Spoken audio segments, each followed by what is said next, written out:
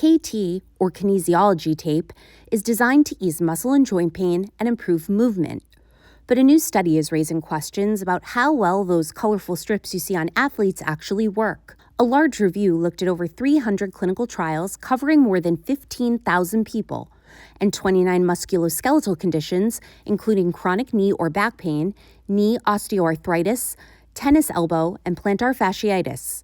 The key takeaways: KT tape may help reduce pain in the short term and offer some immediate improvement in function, but the evidence behind those benefits is highly uncertain according to researchers. They found little to no meaningful impact on things like muscle strength, range of motion, longer-term pain, or quality of life. In some cases, the tape performed only slightly better than placebo, and even that evidence was of a low quality. The authors say the lack of strong evidence plus the potential for skin irritation may limit its use in clinical practice. Bottom line, it might help a little for a short time, but for now, it's not a magic fix.